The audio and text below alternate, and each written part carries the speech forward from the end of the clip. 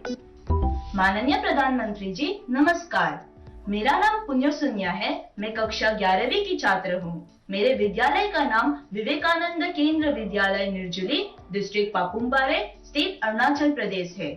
माननीय प्रधानमंत्री जी, कुछ सब्जेक्ट्स और कुछ चैप्टर्स है जिनको लेकर मैं सहज नहीं हूँ, उनसे पीछा छुड़ाने में लगी रहती हूँ। मैं चाहे कितनी भी कोशिश क्यों ना करूँ, मैं उन्हें पढ़ नहीं पाती हूँ। शायद ये इसलिए होता है क्योंकि मुझे उनसे डर लगता है। सर, इस स्थिति को कैसे दूर किया जा सकता है? धन्यवाद सर। चलिए, आंध्र से हम मलेशिया से अब अरुणाचल पहुंच गए और मुझे बताया गया है कि इसी प्रकार का कोई और एक सवाल भी है। माननीय प्रधानमंत्री जी नमस्कार। मेरा नाम विनीता गर्ग है और मैं SRDAV पब्लिक स्कूल में 25 वर्ष से कार्यरत हूँ। मेरा प्रश्न है, कुछ सब्जेक्ट्स ऐसे हैं जिसमें कई स्टूडेंट्स को डर का सामना करना पड़ता है। इस वजह से वह इनसे बचते हैं।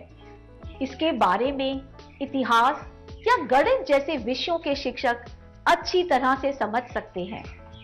टीचर के तौर पर इस स्थिति को और बेहतर बनाने के लिए हम क्या कर सकते हैं? ये कुछ अलग प्रकार का ही विषय मेरे सामने आया। मैं कोशिश करूंगा कि स्टूडेंट्स के मन को छू सकूं और टीचर्स की बात पर गौर के साथ कुछ समाधान बता सकूं। आप दोनों ने किसी खास सब्जेक्ट या चैप्टर से डर की बात कही है। आप लोग अकेले नहीं हैं जिनको इस स्थिति का सामना करना पड़ता हो। हकीकत तो यह है कि दुनिया में एक भी इंसान ऐसा नहीं मिलेगा जिसके ऊपर यह बात लागू न होती हो। मान लीजिए आपके पास बहुत ही बढ़िया 5-6 शर्ट है, लेकिन आपने देखा होगा 1 या 2 शर्ट आपको इतने पसंद आते होंगे, बार बार पहनते हैं। इसका मतलब ये नहीं कि बाकी सब बेकार हैं, फिटिंग ठीक नहीं है, ऐसा नहीं है। उन 2 इतने अच्छे लगते हैं कि आप उसको बार बार पहनते हैं। कई बार तो माँ बाप भी इन चीजों के लिए गुस्सा करते हैं कि कितनी बार इसको पहनोगे, अभी 2 दिन पहले तो पहना था। पसंद नापसंद मनुष्य का स्वभाव है और कभी कभी पसंद के साथ लगाव भी हो जाता है। और इसमें डर की, दुविधा की क्या बात है कि हमने डरना चाहिए?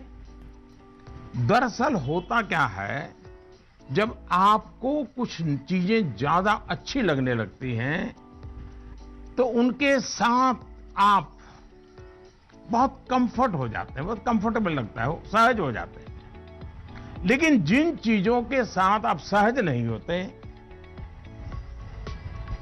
उनके तनाव में आपकी 80% एनर्जी आप उसी में लगा देते हैं।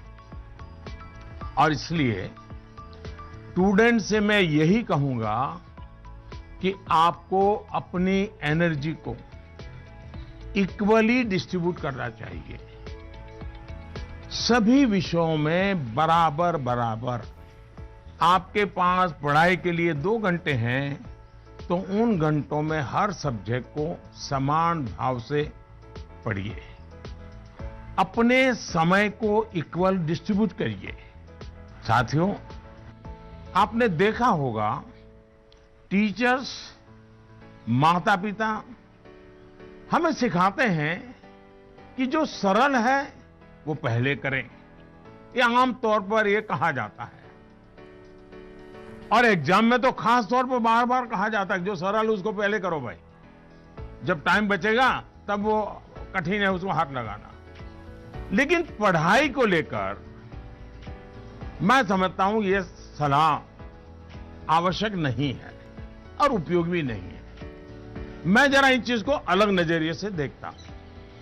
मैं कहता हूं जबकि पढ़ाई की बात हो तो कठिन जो है उसको पहले लीजिए। आपका माइंड फ्रेश है, आप खुद फ्रेश हैं, उसको अटेंड करने का प्रयास कीजिए। जब कठिन को अटेंड करेंगे तो सरल तो और भी आसान हो जाएगा।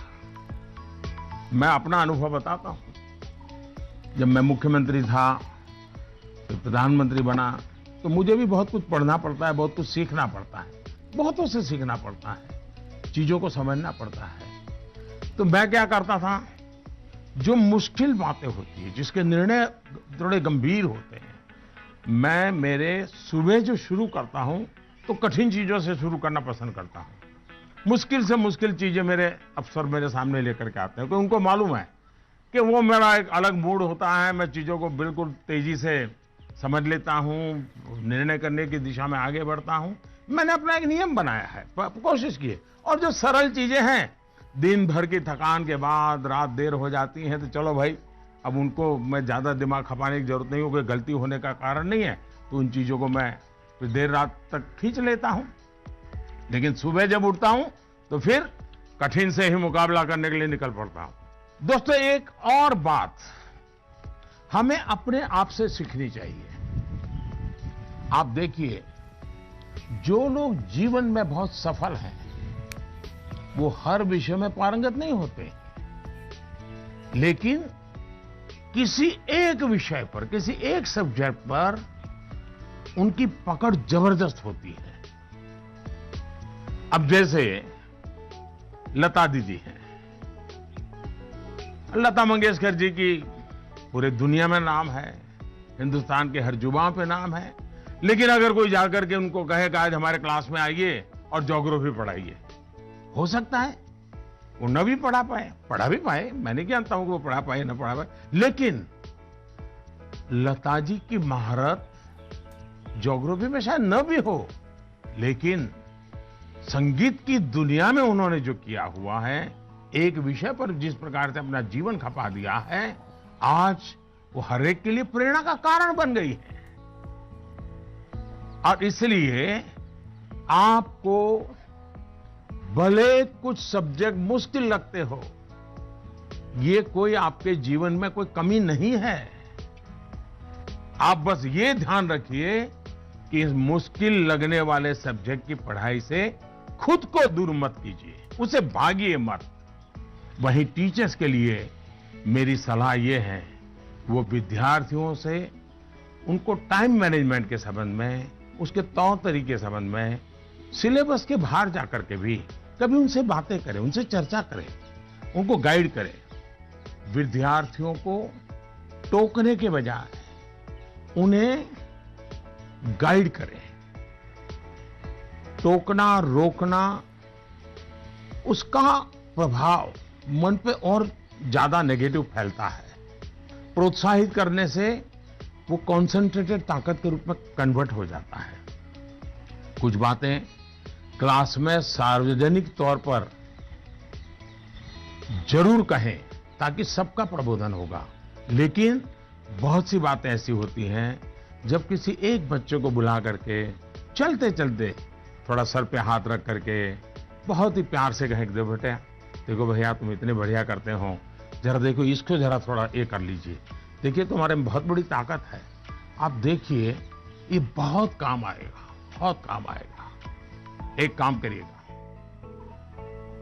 आपके जीवन में ऐसी कौन सी बातें थी जो कभी आपको बहुत कठिन लगती थी और आज आप उसको बड़ी सहजता से कर पा रहे हैं? ऐसे कुछ कामों की लिस्ट बनाइएगा। जैसे साइकिल चलाना कभी आपको कठिन लगा होगा, लेकिन अब वही काम आप बहुत सरलता से करते लेते होंगे। कभी तैरने की बात आई होगी, बहुत डर लगा होगा, उतरने से भी डर लगा होगा, लेकिन आप अच्छे तरह आज तैरना सीख गए होंगे। मतलब जो कठिन था उसको आपने कन्वर्ट कर दिया। आपके जीवन में ऐसी सैकड़ों चीजें होगी, अगर आप ये याद करके जरा किसी कागज पर लिख लेंगे तो कभी आपको किसी को भी, मुझसे भी कठिन वाला सवाल पूछना ही नहीं पड़ेगा, क्योंकि कभी कोई चीज आपको कठिन लगेगी ही नहीं। मुझ पे भरोसा कीजिए दोस्तों, एक बार करके देखिए।